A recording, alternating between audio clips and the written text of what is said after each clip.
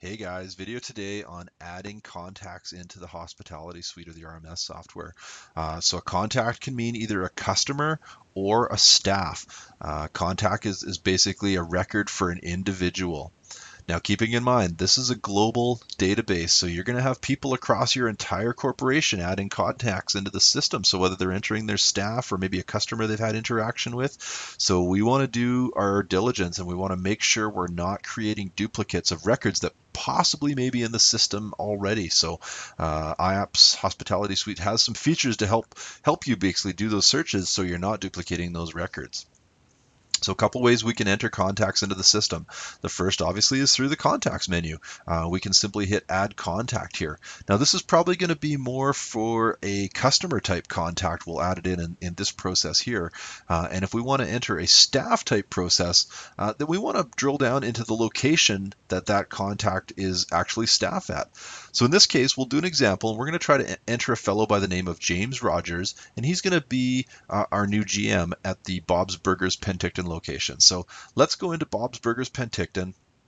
We're going to go into contacts, which already gives us a list of the existing contacts in the system. So obviously James is not in this list, so he's not a member of the Bob's Burgers Penticton staff at this point. So let's add staff. The first step, whether you're adding a customer or staff, it wants to do a search, and it's going to search the entire system to see if this individual already has a record in the system. And we're going to use three key pieces of information: the first name, the last name, and the email address. So in this case, let's say I don't know James's email address. So I'm just going to enter his first and his last name, and I'll do a search. Looks like it's found a possible match. So it's found a Jim Rogers at the Bob's Burgers Osoyoos location. So now I can open up Jim's record and just get a little bit more information to see possibly this is the same person, and he's already got a record in the system, so I don't need to recreate it. So I can reference his home phone, his mobile phone, street address. We can see he's already a GM of the Osoyoos location. So this might be the same guy. Now let's say I did know his email address. So let's close this down and let's try this again. With the hypothetical fact that we do know his email address. So let's get him in here, James Rogers, and we're going to enter jrogers@gmail.com. This is the address that he's given us. Now in this case, it's found a direct match, and that's simply because of the email address. We could have two Jims, two James, two Davids, two Roberts, two Mr. Smiths, but email address is one of those unique identifiers that explicitly say, hey, this is the same person. You can only one person can have this email address. So in this case, we know he's already in the system. We don't have to add him.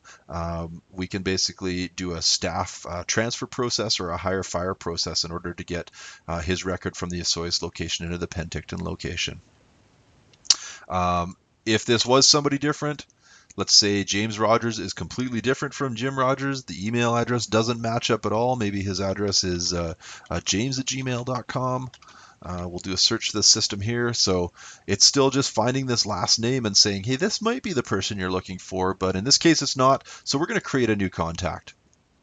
So we might want to enter in some other information. We might want to put his middle initial in there. Keeping in mind the three key pieces of information that are mandatory: first name, last name, and email address. He's staff here, so we're going to make sure he's in the appropriate organization container and the appropriate location container as well. And then the next key piece of information is we want to know what's his role at Bob's Burgers Penticton. So in this case, it's store level role, and we're going to put him in the GM position. And then we want to set his gender, his street address. So keeping in mind, as much information as you put in here helps the next person, so they're not duplicating this entry down the road. All right, and then when it's all done, you can hit save. In he goes. Now there he is, James K. Rogers, and he's GM at the Penticton location.